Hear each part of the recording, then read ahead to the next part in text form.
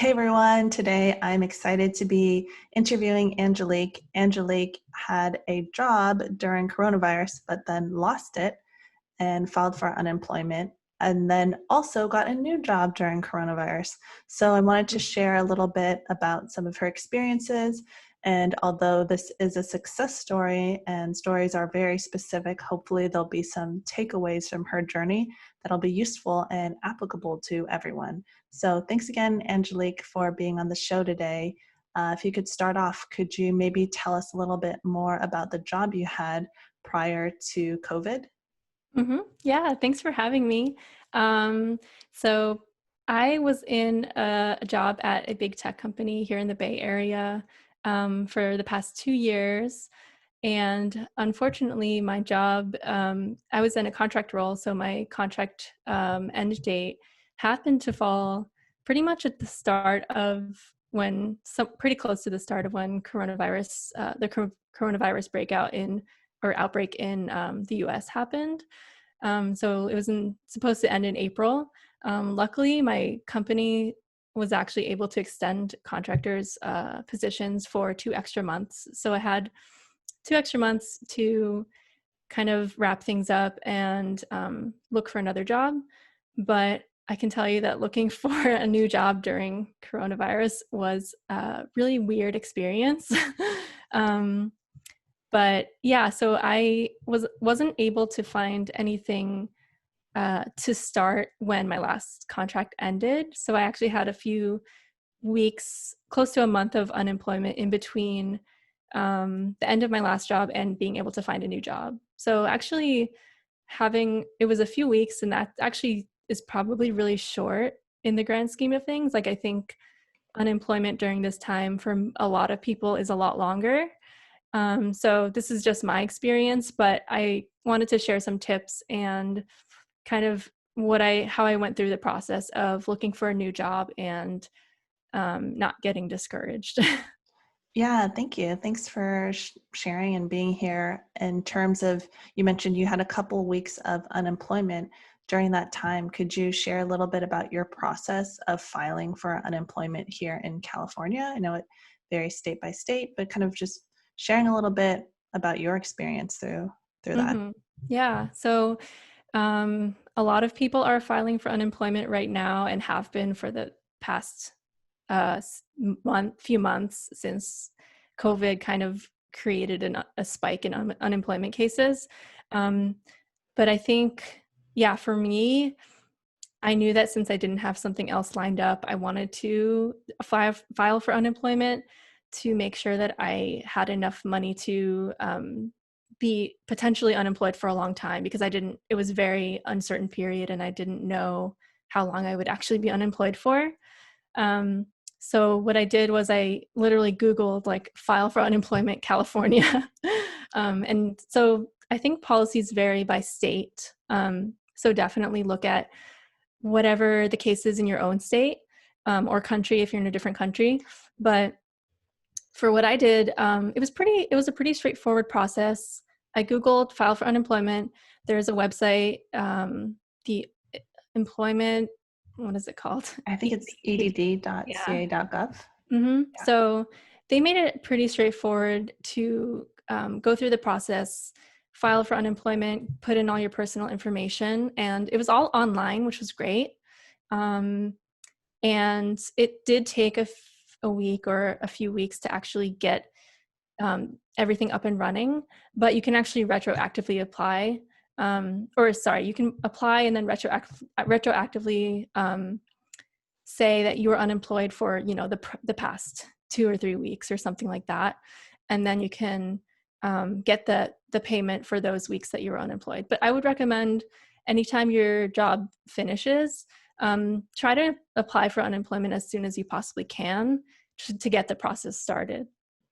Yeah, I think that's a great tip because it could take a few weeks. And for those who are unfamiliar with the cost of living here in the Bay Area, it's very expensive. It's one of the most expensive places you could live in the whole United States. Yeah. So it is important for people who need to like get money for essential daily things like rent or food and things like that. So definitely recommend people apply as soon as they find out that they're going to be losing their job.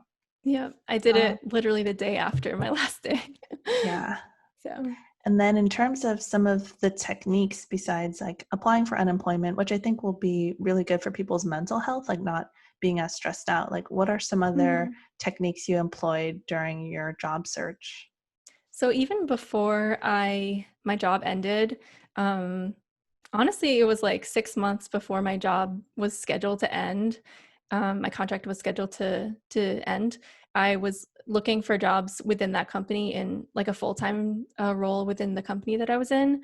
Um, Unfortunately, it didn't end up working out because the space that I was in was in staffing, and once coronavirus hit, as you know, a lot of companies scaled back their staffing, their hiring, and so that kind of created, um, you know, a kind of a hiring freeze in a lot of staffing type roles in the company that I was in, and probably many other companies. So I wasn't able to find a full time job in my company, but I was still trying to make as many connections as possible while I was there, and trying to get people to connect me with other people that they knew, both within that company and other companies.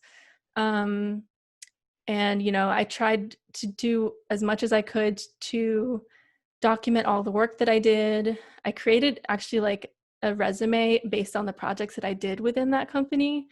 And I kind of sent that out to a lot of different potential hiring managers in the company. But unfortunately, nothing came of that right now. But I'm hoping something comes back to me in the future for that, because Mhm.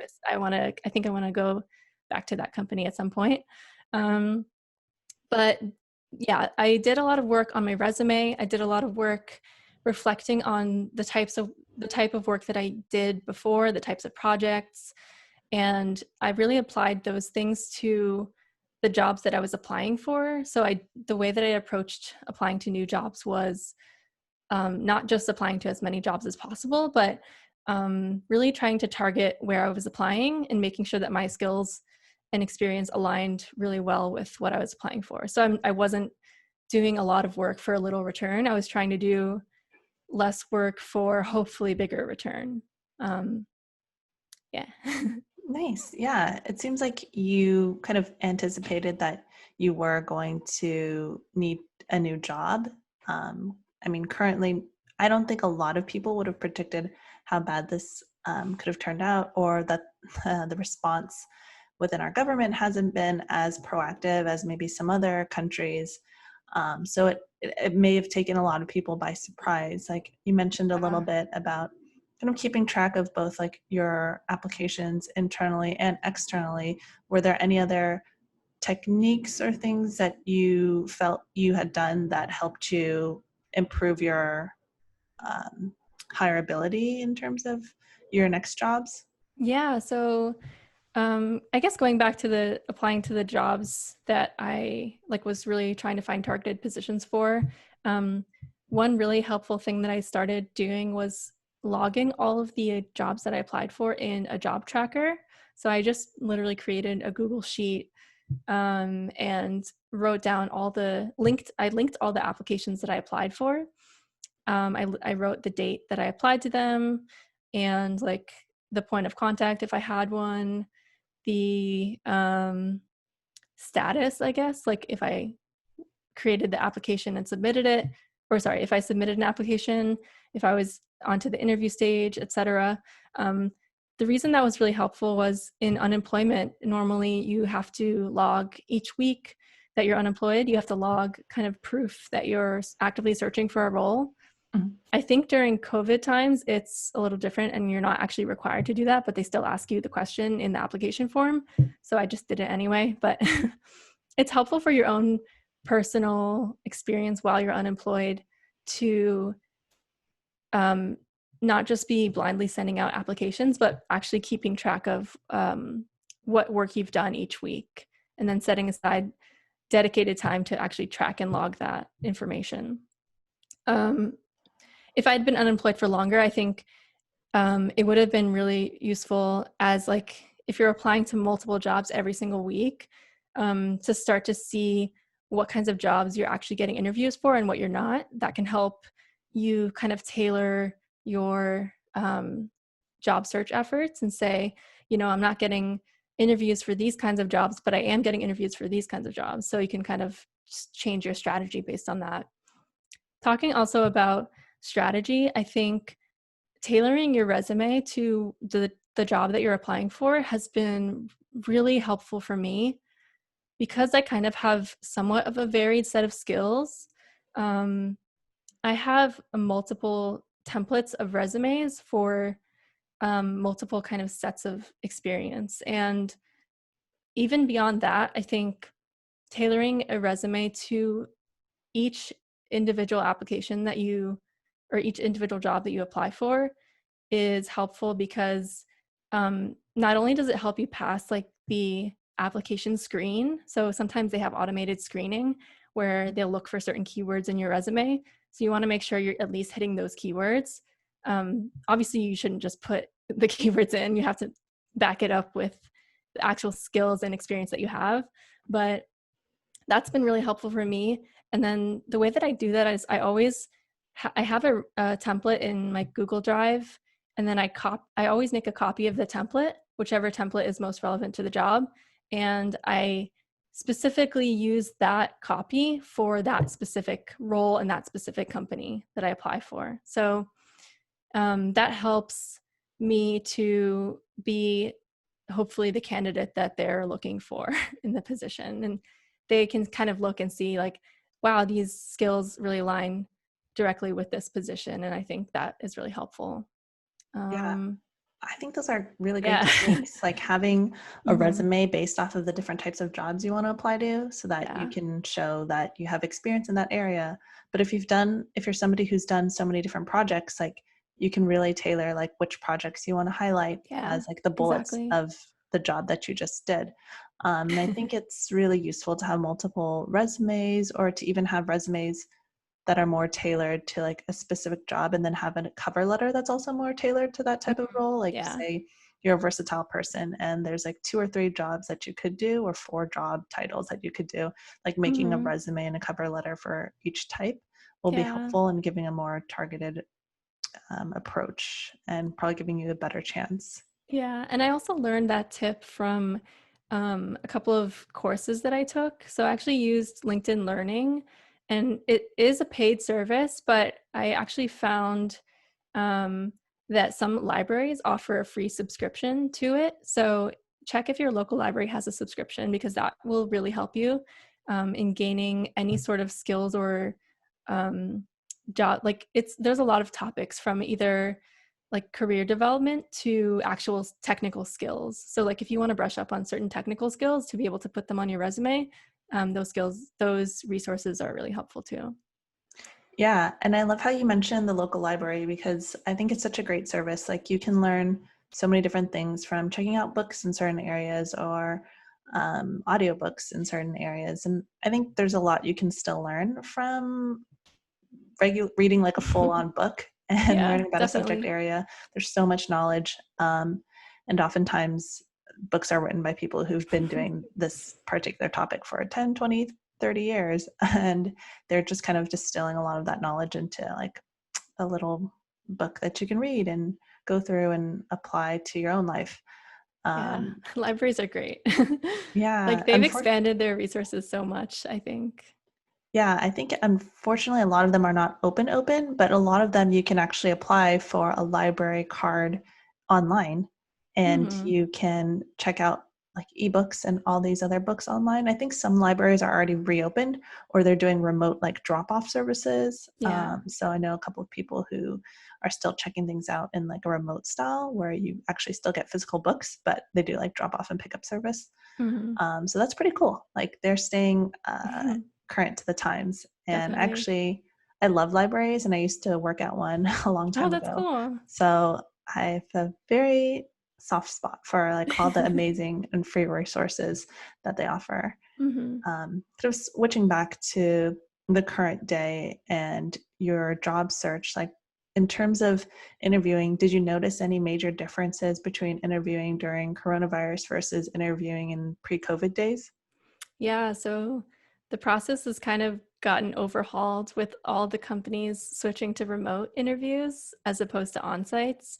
Um, it's it was kind of, when I interviewed, they had kind of figured it out already because it was kind of a few months into the pandemic, and they were already interviewing people remotely. But I think at the beginning, probably people might have had a hard time interviewing remotely because it was such a new experience for both the company and the people interviewing.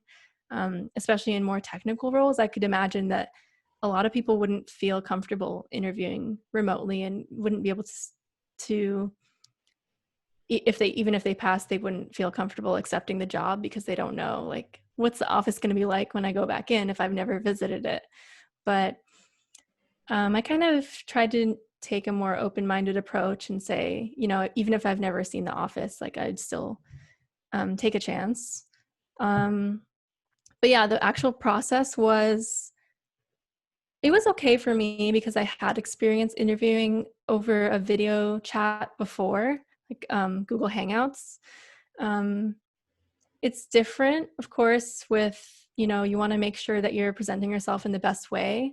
So the way that I approached doing that was trying to make, like, my video as, like, clean as possible, which one tip you can do is in like be in front of a window, for example, to get the most natural light that will just make things look better, or have like a light behind the camera.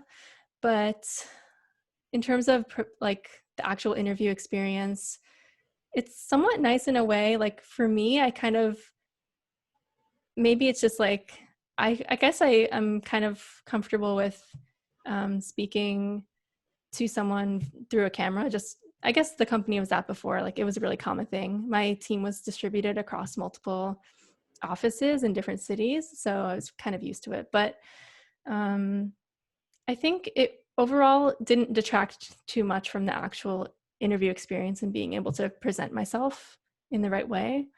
Yeah, yeah. That's awesome. And I agree with you. I think there are ways that you can kind of give yourself a little bit of a leg up in terms of like having good lighting behind your camera so people can see your face. Yeah. Really, if your roommates are helpful, you could give them a heads up like, hey, I'm going to be doing an interview from this time to this time. It'd be really helpful if maybe you could be cautious about noise during that time, or even cautious about streaming, because, if someone else is on your same internet Yeah. bandwidth and they're like watching a movie or downloading some really large file, it could make the experience a little bit more stressful for you. So I think communicating with the people you live with and letting them know about your interview could really help as well. Mm-hmm. And just Yeah. making sure, like, the setting, the lighting, sound, maybe even doing a test run with somebody if you can, to make sure Yeah, people can that's hear good. you well. Yeah. Like, I think there's a lot of strategies you can employ.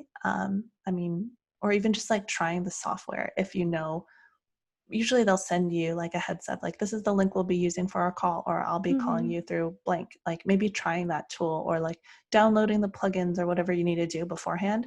I think that would be really helpful. Yeah, Just definitely. because not everybody's used all the different video conferencing apps. So that's really awesome. I really appreciate you sharing a little bit about like your video conferencing experience. In terms of kind of like getting that offer at your current job, how did that go, and how did you feel through the process? Okay, I'll give a disclaimer that I think I got really lucky. Um, the way that my situation happened was I actually got reached out to on LinkedIn by a recruiter um, about a job, like, a month before I actually got the job that I have now. But they reached out to me about a different role, and I interviewed for that role, and I did it virtually because of COVID. But I didn't end up getting that position. And I was kind of bummed about that. And I was like, okay, well, I'll just go back to searching and doing what I'm doing. But then the recruiter reached out to me again and said a new role opened up that was kind of similar to the role that I interviewed for. And the hiring manager wanted to chat with me, just to make sure that I was interested in that new role that was somewhat similar. But I didn't have to do any more interviews. I guess my interviews from before were good enough for this position. So I got really lucky in that respect. I think when they gave me the offer, I was really unsure for a couple of days whether I actually wanted to do it, because it was a lower offer than I expected.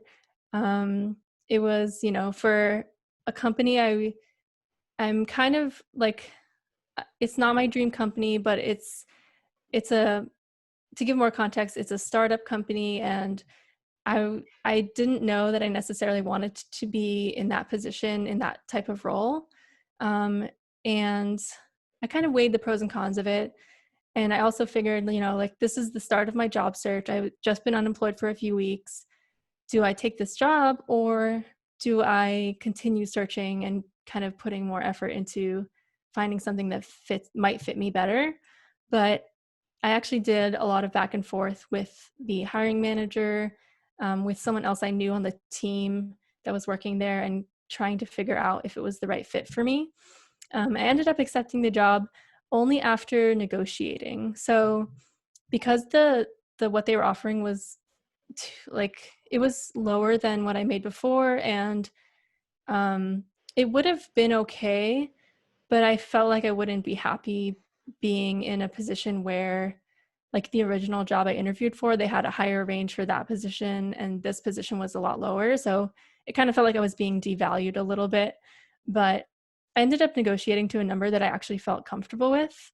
And that made me feel confident enough that they are willing to invest in me. And I figured that, even if I don't like it long term, it's still good now to get that experience and to have something that is, to have a job during this crazy time. So yeah, I'm employed now, which I'm really thankful for. Yeah, I think those are really great tips of really evaluating the job. Everyone says this, but when you're interviewing for a job, they're interviewing you, and you're also interviewing the company and trying to see if they're a good fit for you. Like, I know, like, if maybe you haven't had any offers in a really, really long time, then you might feel a little bit more desperate to get a job, because Hmm. we live in an extremely, extremely costly area where, you need to like have some source of income to be able to survive here. But I think it's great that you negotiated and you really tried to make it a job where you'd feel happy and you wouldn't feel like underappreciated. And I think that's really important, because being happy with your job and feeling like they value you is a huge part. And I'm really happy for you. Like, I think if you have a job where you're able to show your skills and you're able to show like what you're doing and put in good work and make connections, like, you don't know what that could open up for you in the future. Like, if you're making a good name for you somewhere, I've seen tons of cases where somebody leaves for a new job and then in the future you reach out to them and you're like, hey, like, I saw you work at this new company now. Like, could you tell me a little bit more about it? And they're like, oh my gosh, totally, join me here. Like, I have like a role open, or let me try to make a role for you in the future. So I think Hmm. being able to work in different environments and meet different people is always going to be beneficial. If you Yeah. are someone who's like putting out good energy and good work, then they will notice you. Otherwise, Hmm. it's going to be hard for you to build your network if you're not in a place where you're being exposed to a lot of new people. Yeah, So, networking is another thing that I really tried to get better at when I was unemployed, because I am an introvert and I don't like networking. But I really tried to make it more of a thing that I did, especially at the last company I was at, because I know I worked with so many people and they had so many external connections too. That really kind of helped me understand that, not all jobs that you're going to get are going to come from just applying online. Actually, most of them you won't. Like, most of them will be through a connection. So that is really important to do. And in terms of going back to the negotiation piece, I just wanted to say that it is a really uncomfortable thing, especially during a pandemic. It's how would you negotiate during a pandemic? But I think I still felt like I wanted to do it. It was a bit of a risk, but I I was, I guess, in a good enough position. I have some savings, so that helped definitely. But I wanted to, like I said before, I wanted to make sure that they were valuing me enough as an employee.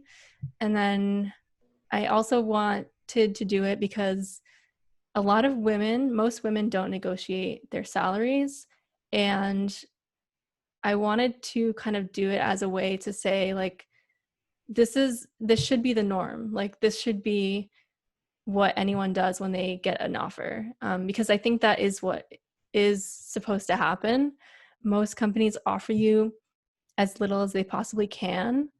That's, hopefully attractive enough for you, but they can always go higher for the most part, as far as I know. Mhm. So like, even though they said, oh, the max range for this is X, I still kind of pushed back and said, well, I was making more at my last job. Can we get to Y? And then they came back with Z, like an in between number. So there's always room to push. So Mhm. I would encourage you, even if you're not feeling like your confidence in negotiating, I think it's worth a try. And the worst they can say is, sorry, we can only give you what we originally gave you.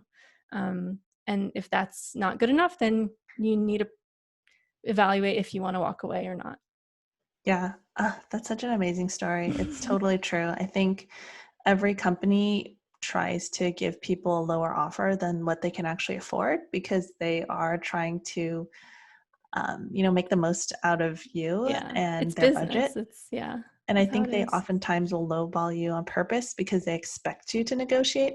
So, like, Right. they actually can pay here, they want to offer you here so that when you reevaluate, they can just put you back at the place that they were thinking about originally paying you at. Yeah. Um, Yeah. and and I also used to work in recruiting as well. So like they can like try to escalate to someone else. Like, we really want this person. Can you provide more budget? Or they might Yeah. work with like the hiring manager or like the finance team or like the budget person of that area to say like, oh, Mm-hmm. this person is like such an amazing hire. This is why. Like, if you sell yourself really well during your interviews, then they'll have that type of ammunition to provide of why you're such an ideal candidate or why they wouldn't be able to find a candidate like you at the range that they want to pay. So I always tell people definitely negotiate.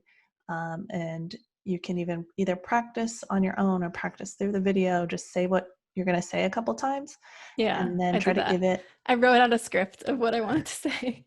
yeah, and like have, some evidence to support it. Like, I've done this for this many years, and or I have this other project that I got paid this much for, or at my old company I was Mm, getting paid this much. Like, or maybe there are some other things besides core salary that you can negotiate for, yeah. whether it's like your Yeah. start date or how much time off, or sometimes if you're working at certain companies, you might get equity. So depending on like what kind of stock they can offer you, like those are other things that you can negotiate about. It doesn't have to just be like your hourly salary or your annualized salary. It can be a lot Yeah. of other things. Yeah. So the way I actually approached negotiating was I created a list, like a tiered list of um, preferences that I wanted to negotiate on. So like the first thing was, I want this in salary. The second one was, if not that number, then this number. The third one was um, like paid vacation or something, like X days of paid vacation or something not related to salary. So like I had 5 or 6 different things that if they said no to the first one, then I would try the other ones. Um, Luckily, they were okay with to like the first one, and then kind of I told them the first one, and then they came back to me with my second choice. So like even if it wasn't my ideal number, like they were still willing to push a little bit, which told me a lot about them as an employer. Mhm.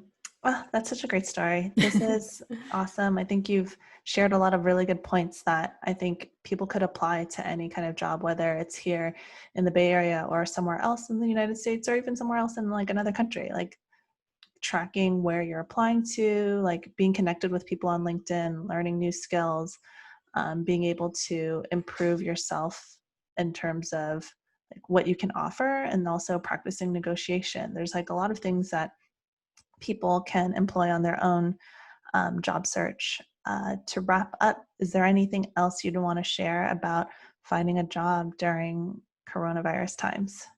Yeah, it's such a stressful time with all the uncertainty, and though I only experienced that for a couple of weeks, I think, of course, the experience would be a lot different if you have been unemployed for a really long time. So I can't speak to that, but I can speak to, um, just having lost a job, being stressed and confused about what's next. But I think it's good to do a little bit every day to invest in yourself, whether that's looking for looking for work or trying to upskill yourself using different resources, or just taking time to think about what you want to do or what you want to improve on. And then also, of course, just taking time, for self-care and making sure that you're doing what you can do to stay healthy and stay well.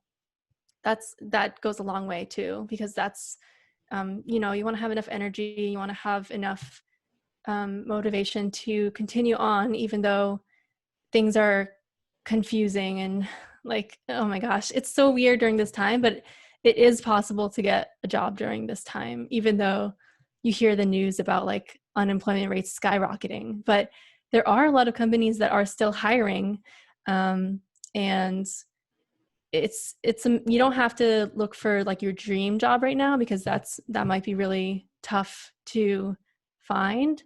But I think finding something that will give you more experience or will help you get through this period is definitely doable. Awesome. Yeah. Thank you for sharing all of your words of wisdom, all of your notes of kindness out to everyone who's listening. I think there's definitely a lot of really great tips that people can employ. And I really hope we can all get through this together. Everyone kind of putting their effort in preventing the spread of coronavirus, I think will also really help. So definitely continue to socially distance, to wear masks, to get tested for COVID if you are in a situation where you need to put yourself out there and interact with a lot of people, by working together and helping prevent the spread of coronavirus. I really hope that it will improve the overall economy and that we can kind of bounce back to normal and hopefully be able to have more freedoms by protecting ourselves right now and protecting each other, working together to get through this. So thanks again, Angelique, for sharing your story here today. Signing off as always, big deep breath in together, deep breath out. Have a good rest of your day, everyone. Take care.